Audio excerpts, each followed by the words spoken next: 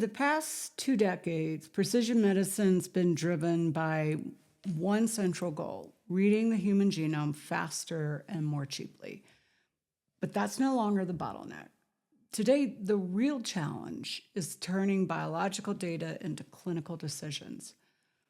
Welcome to Precision Health Decoded, where we move beyond the hype of innovation and examine systems required to turn data into decisions and decisions into care. I'm Kathleen Barnes. This episode was recorded at the Precision Medicine World Conference in Silicon Valley, where much of the conversation this year really focused just how far the technology has come. Low-cost sequencing, multi-omics data, and increasingly powerful AI models. But the deeper question emerging is this: how do we actually deploy precision health at scale? My guest today is Dr. Carlos Bustamante, truly a leader in population genomics and computational biology. And Carlos's work has really helped to shape how we understand human genetic diversity at global scale. From foundational population studies to efforts advancing representation in genomics, Carlos has been at the center of how this field has evolved. And now he's helping shape what comes next, including emerging precision health initiatives in the UAE and elsewhere. Without further ado, here's my conversation with Carlos Bustamante. So, Carlos, it's wonderful to have you here. Thank you, Kathleen. My gosh, thanks for that introduction. My mom will be proud. Good. Who you've met. As she should, yeah. as she should, as all our moms should be proud. Carlos, before we dive into the work that you're doing now, can you tell listeners a bit about the arc of your career and how you came to sit at this intersection of population genomics, computation, and precision medicine? Happy to. So, you know, I say that I'm a simple population geneticist. I've been interested in population genetics since I was 19. And in the last 30 years, that has evolved from mostly theoretical, as my old mentor Richard Lewontin used to say, that population genetics was a beautiful field because it was all math, and we had all these phenomenal models, and then the data came in, and you had to think about how do you map those models onto data. So, from the time I was an undergrad and then a PhD student, I've just been fascinated by that question of how do we test models in population genetics, and it has literally exploded 1,000-fold, if not more. Yeah. I spent a wonderful decade at Stanford where we worked on a lot of problems related to enabling genomics on a global scale. Worked closely with you on 1,000 genomes, projects in the Caribbean, projects in Africa, culminating on a series of papers around the peopling of the Pacific and Easter Island. Most recently, I spent 5 years as the CEO of Galatea Bio, a company we started during the pandemic to really build capacity to biobank and then sequence samples from a lot from Latin America, a lot from underrepresented groups in the U.S. And then today, I am privileged to split my time, still spending time with Galatea, and I'm the Vice Dean of Research at the University of Oklahoma, where we're looking to build a statewide program for the 4 million people in Oklahoma that will make Oklahoma clinical trials powerhouse. We're already fantastic in cancer, and we want to do the same things we're doing in cancer for diabetes and chronic disease. We have the privilege of working with the tribal nations in Oklahoma. And then I'm also spending time in Abu Dhabi working with the great folks in the Emirates and the Emirati Genome Project. And just, happy to dance and be able to have people who want to play with me and think about data and think about how we really enable the future to be more evenly distributed. As I say, the future's here. It's just not evenly distributed. Now we're entering this era where AI can learn from enormous biological data sets. So do you see this, I think I know the answer, this moment as sort of a natural continuation of that career arc? I am so excited. I am vibe coding a lot of the things that I used to do. So, the other night on my flight over, I vibe coded coalescent simulators and forward simulators, things that used to take me. I was never a good programmer, so it would take me several months to get things going, and I was never sure that the code worked. Like on a flight, I pretty much vibe coded what I did as a PhD student and a postdoc. So the real bottleneck is still who and what are the questions that are being asked? Who's asking the questions, and what are we going to do with those answers? The speed at which the technology is barreling forward is only surpassed by the bottleneck in the number of people who really know what should we be asking, and how do you put this in the hands of decision makers. And that raises a deeper issue, Carlos. If the bottleneck isn't technology, what's actually slowing deployment? If I think about AI deployment in healthcare, there's so many levels at which that can happen. Right? Like level one, do I open up what's already in Epic? Yes. Right? Like, should I allow the sepsis model? Yes. Yes. Like, that's a no-brainer. Yes, you should. Right. Yes, you should. Right. You can trust the browser that came with your Windows install. Then the next level is, do I think about allowing the Anthropics of the world or the OpenAIs or the Palantirs or whatever to partner with me and make better use of my data? Again, the answer is like, yes, right? As a healthcare system, you have to deliver healthcare. It is a business. You have to make business decisions. You have to decide, do I go into this or do I go into that? How do I reduce errors in delivery of care? First, do no harm. And how am I doing?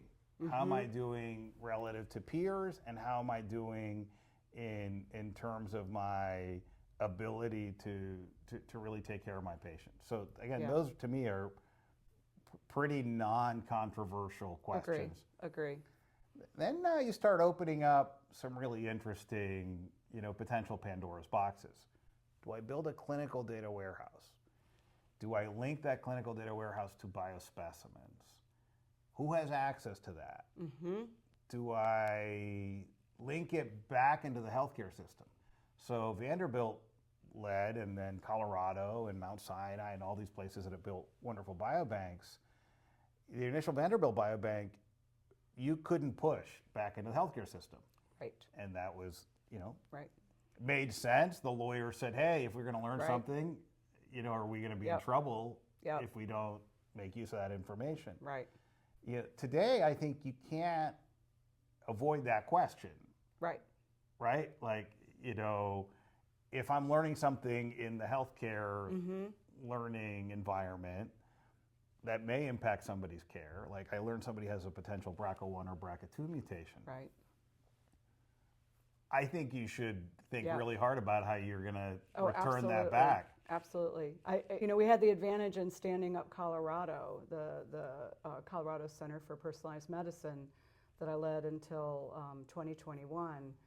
We had the advantage of learning from how those very early biobanks were set up, and that ethical obligation, to your point, do no harm. And if you have information that's going to change a person's life, we feel obligated in the healthcare system to share that. I mean, this is why I think what the Emirates is doing is just so unbelievable, right? They've sequenced 80% of the population, whole genome sequencing, done in country, built a country TRE. Folks want access to the data. You're not going to ship the data out. You got to go work with them on their TRE. But it's all about care delivery. That's right. Pharmacogenomics. That's right. Where there is no controversy in the field. Nobody no works in pharmacogenomics says, "Oh, we don't think this information is useful." You don't even need a genetic counselor to return pharmacogenomic data. And there are places that we've talked about a passport, a genetics passport that has your pharmacogenetics, it's like your blood type, other actionable information. And maybe it should be like at the pharmacy, like maybe Yes. that's where it stops Yep. versus at primary care Yep. and like what are all the potential drugs somebody could be on. No, Yep. if I write a script and before I fill it, I'm just going to triple check that this person Yep. isn't going to have a known Yep. allergic reaction. Yep. Agree. But in the US healthcare system, it's actually really hard Mm-hmm.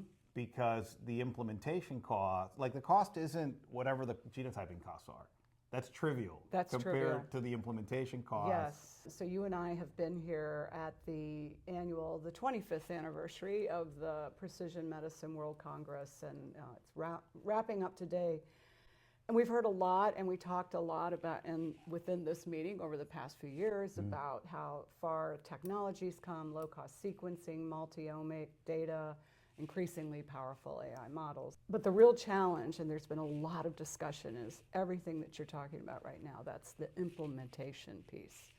So if implementation's the barrier, a lot of that ultimately comes down to incentives, how the system is actually structured. Well, look, I think it comes down to a fundamental question. Who is paying, right? So when you think about elective surgeries, right? Are we doing too many facelifts in this country? Right? Because most of the time, you're paying for that yourself. That's right, out Right? of pocket. Out of pocket, Yeah. right? So, and there's a value proposition there, and there's a market, Yeah. and Yeah. we tend not to intervene in that market. Yeah, The Lilly Direct for GLP-1s Yep. is a good example, great right? example. You Yep. know, am I willing to pay $400 a month, which is not trivial, and for many Americans, it's a lot of money for, you know. Sure. But at $400 a month, am I willing to pay out of pocket to not only, you know, lose weight, but improve inflammation, cardiovascular outcomes? Reduce you your know? risk of diabetes, all that. You know, it's Yep. like Yeah, 2 nice restaurant dinners Yeah. a month. Yeah. You know what? Yeah. Which I'm going to have to give up anyway if I go on the GLP-1s. So you know what? Like, That's a win-win. It's a win-win. It's a win-win, right? You know, I'll have a salad and a protein shake. And I'll eat less. and I'll eat less anyway, 'Cause right? I'm So not I'm like, hungry. I'm probably going to save money. I think the problem is, how do I square a $4,000 LabCorp bill with a $499 out-of-pocket cash price? So it's the craziness where, like, how can it be that the cash price, you know, Yeah. Yeah. like direct is Yeah. much better than the negotiated price? Makes no sense. Makes no sense. And 2/3 of Americans receive their care through their employer. Right. You know, so that, you know, healthcare in this country is delivered as a tax on employers, but you can choose the plan you want. The other third largely get it from either the public payers or Right. self-pay. Right. So that's the care system and the care delivery system, but that's really the sick care system. Yep. So when we're talking about lower cost solutions, you know, things that might be in the hundreds of dollars to a couple $1,000s, right? There are certainly mechanisms by which you can incentivize people Yep. to kind of own that. Yep. There have to be market-driven solutions. Agree. And then, like, on the flip side, like, when you're on these businesses, it's not like you're actually, like, printing money, Right. right? So Right. when you're running a healthcare system, you know, the reason the prices are so high, it's like, imagine we go to a hotel, and some people pay $3,000 a night, some people pay $500 a night, and then a third of people don't pay anything. Right. Like, that'd be a really weird way. Would be a weird way to run a hotel run a and say, business. on average, it's $6.99 a night. But Right. nobody actually pays $6.99 a night. Such a great analogy. Such a great Right? analogy. Well, okay, so this is the U.S. framework. What I'm really excited to hear more about, though, is, you know, what you're starting to shape now in the Yeah. UAE and the opportunity there Yeah. to kind of how we build a biobank, learn Right. from others' mistakes. So what are your thoughts? So what's really exciting there is that you have a forward-looking country that is trying to build with a little bit of a blank slate. It's not a perfect blank slate, Sure. but the EDE, which is the FDA for the Emirates, they're thinking very creatively. Like, what can we do to accelerate the use of data in improving our decision making, so that we can accelerate trials and then also, negotiate better pricing. Fabulous. But a lot of this is certainty that is afforded by a national care system. So Right. when Vertex, brought out their CF drug, the country that got the best pricing was Ireland. You say, okay, why Ireland? Was it developed in Ireland? And it's not just because the many drug companies are headquartered in Ireland for tax reasons. That actually wasn't it. But they could commit to a 10-year purchasing plan. Yeah. Right? Because they know they have one of the largest, Yeah. proportions of patients that will be eligible, Yeah. so they can negotiate a price. Again, in the U.S. healthcare system, we can choose, in November through your benefits enrollment, open enrollment, you can choose to switch plans. That's right. Which means that if I'm on the other side of this equation as the insurer, absolutely. I got a 10-month Do I want to invest? transient, Absolutely. right? Absolutely. Unless I'm Medicaid or unless I'm Medicare. But if you're private, there is is a no huge point. incentive There's no to incentive. actually pay for innovation. That's right. So coming back to UAE, I mean, it's really this, greenfield environment. How does that change the art of possibility? You've covered some of it, but Yeah. How you and the team are thinking there about how that changes. Well, I think the key concept there is, how do we bring AI and models to the decision-making process, right? And creating opportunities as well to attract new biotech. What are the incentives? Obviously, they've got a massive sovereign wealth fund that's also used to invest in new technologies. So, and one criticism that somebody lobbied at me and said, sure, but they're very rich, and well, yes, no, so is Norway. Norway's got a giant sovereign wealth fund. Absolutely. The U.S. has talked about, should we be creating a sovereign wealth fund? Singapore, right? Another great example. So, again, market-based solutions with technocrats that really think hard about how you create the right incentives. And look, there is no more innovative country, no more disruptive country than the United States of America. Agree. Right? Agree. Like we Agree. are still today the destination of choice for entrepreneurs. This particular part of the country, like it can't absorb entrepreneurs fast enough. Correct. People are moving here. They want to do innovative things in this country. Yeah. And healthcare disruption is at the top. It's the largest industry in the United States. Yeah. I want to go back to the point you make about, the pushback that I'm sure you get, and we hear it, and I've heard it a lot in, my past position and traveling globally and, visiting these different countries, the work Oxford Nanopore did in Singapore, for example. But again, I come back to this Tesla model for EV cars. And you and I have talked a lot over the past few years about, the pluses and minuses, for example, of concierge medicine. But concierge, it's got to start somewhere. Sure. So direct primary care. Right. So if you call it direct primary care versus concierge medicine, it's got a slightly different. It doesn't feel as It doesn't awkward. feel as much, right? Right. And again, like I'm going to point to my friends in Nashville. They have this amazing healthcare council. I mean, Nashville's a healthcare delivery city. Yes. And very interested in innovative models.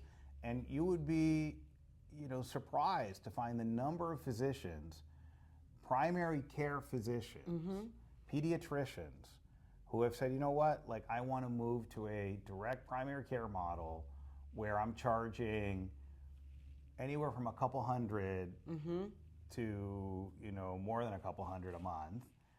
But then it's all in, all your visits, we'll even cover your labs, in like many states, they can actually even give you the medicines. Your doctor can serve as pharmacy. Let's think about some of the biggest challenges we face, which is in our delivery of behavioral health and mental health services in this country. Behavioral health, yep. The number of psychiatrists that have just simply, and this has been probably true in psychiatry for 30 years. Yeah. You pay the psychiatrist, Yeah. and they do medication management. You pay the psychologist for a visit, Yeah. and it's all part of your health savings account, flexible. Yes. So Yeah. it's about the policy. People that you are create. doing it already. I think They're that's the already point you doing make. it People already. are already doing Like, this it. is the system we already live in. Exactly. Fast forward 10 years from now, how is AI enabled precision medicine? What does it look like? Yeah. So I think there's sort of I like to think about my techno optimist side, and then my more kind of Black Mirror That's side. fair. Yin yang. So the techno optimist side, one of the things that COVID times brought forward was telemedicine, Yes. rapid testing, Yes. breakdown of a lot of the issues around interstate delivery care delivery. That I think is obviously the right model. Yeah. Right. Yeah. Yeah. In Oklahoma, we are constantly recruiting physicians. We're the largest academic. We're the only academic medical center in the state, the largest for many specialties. We're constantly recruiting physicians. If you're a licensed physician in another state, in fact, in another country, like our legislation has been very innovative, and Yeah. lets it, okay, like we can Wow. bring you in and board you, right? Wow. Like, obviously there are many people. My wife and I, debate about this all the time. She is she likes to go to the doctor and have the stethoscope put on and have somebody look you in the eye, right? Like She has to be there. There's in that person. touch piece, Agree. right? Agree. Like, whereas for me, like I could text. Can you text me? Right. I text my primary care doctor in Miami. I'm like, hey, I think we got to go up on the, Ozempic dose. Like, I'm starting to stall. Oh, absolutely. Right. So all those options are available. Yep. I think the other thing that ends up happening is we will finally get better at really trying to put people on the right medication. It'll be a combination of genetics. It'll be a combination of kind of digital twins. This is particularly true again in mental health, right? Like there's nothing more frustrating than like having to keep going back Trial and they and error. change the medication and they can't predict and they Yeah. don't know. And so like cancer has catapulted forward because it's much more of a genetics tied to the phenotype. So like you wouldn't put somebody on a targeted therapeutic if they didn't have the mutation. That's right. We were just at Stanford this week and we saw a couple of cool startups and it's always fun about being out here. They had a group that's like putting some bioluminescence into the cancer after operating and like basically as a little homing device, let me monitor it. And by the way, if it starts to like heat up and look like it's expanding, I'm going to deliver more of the chemo that. Wow.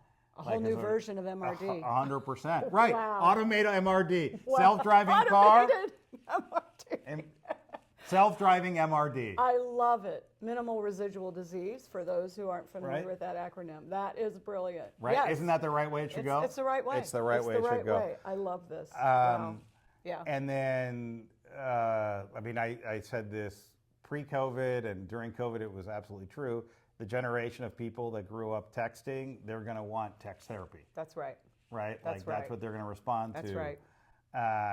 Or Zoom therapy, right? Yeah. For folks, it's actually, it creates more anxiety to have to go to the psychiatrist or psychologist. Yeah. And what you really need is that human connection and That's somebody right. that will help you. That's right. Figure out what are your paths forward. What are your options? No, I agree.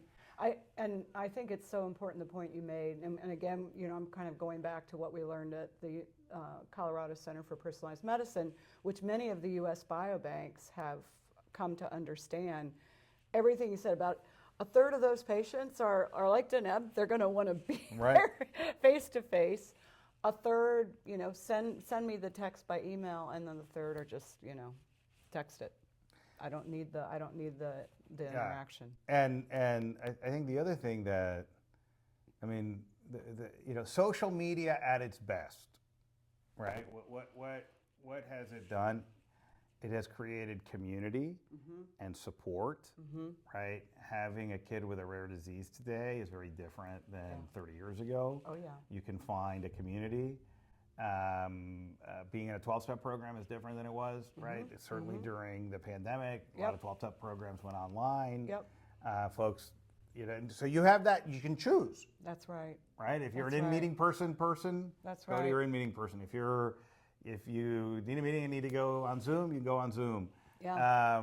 And the support structure, though, the fabric, remains what it's been, since time immemorial. It's finding your village. It's finding your support structure, right? It is care Sherpas, Yes. right? The most important people, often in the healthcare system. Aside, obviously the surgeon. You do surgery without the surgeon, but the surgeon's in and out. Right? The patient navigators. The patient navigators. It's the nurses. It's the genetic counselors. Yes. Yes. Right? Like, I go back to this all the time. I'm a huge fan of genetic counselors, and the operative word is counseling. Yes. My not so optimistic view is that we continue to mechanize medicine, and physicians and care delivery is at a breaking point in many cases. Again, we saw this during COVID. For sure. Burnout is a real thing. For sure. Like, the greatest thing that's happened in AI for medicine is like auto-scribing and ambient recording. Yeah. So we don't have the most expensive and skilled people in the healthcare system as the data entry piece. Absolutely. Absolutely. So it's enabling. It's enabling, but not also, replacing. it is an assembly line. We measure productivity. We ask more of our physicians. We ask more of our care teams. And so, if the goal of moving AI is to basically turn it into, the Amazon warehouse, not so super fantastic, right? No offense against Amazon. I mean, I like getting my packages delivered early agreed. too, and getting whatever I want online. But it's a trade-off. Yeah. So that I want to close with, sort of coming back to your amazing career. So over the course of your career, what insight or realization do you think has really most changed how you think about precision medicine and where we should be going? I think it's all about people. It's always all about people. You look at why are innovative institutions why are they able to do it? It's about the people they can attract. Right? And they go through phases. Right? There are times when, we're here in Silicon Valley, Apple has had like unbelievably productive periods of innovation, periods when they almost went out of business, periods when they surged back. Now, some would argue they haven't found their footing in the time of AI. Same thing could be said about Google, right? The founders coming back to work on AI actually made a huge difference. And in my own career, by far, without a doubt, the most important thing I've ever done is to train the folks that I had the privilege of working with. They taught me more than I ever taught them, and that's why I'm kind of had a hunger to get back into academia, but here and wherever, right? And anyone who will take my advice, because ultimately you want to train the next generation and listen to them and help them solve the problems that they're interested in. So anyway, thank you. This is all. Congratulations on getting this podcast off the ground. Thank you I'm so much, proud of Carlos. you. Thank this you. Is great. People Thank tune you. in, follow Dr. Barnes here. Thank you she's so much. your news source on precision medicine, and it's exciting. And congratulations. Thank you so much, Carlos. Thank you so much for joining. I'm Kathleen Barnes. This is Precision Health Decoded. Thank you. Precision health will not be built by technology alone. It will be built by systems that turn data into decisions and decisions into care. Thanks for listening to Precision Health Decoded.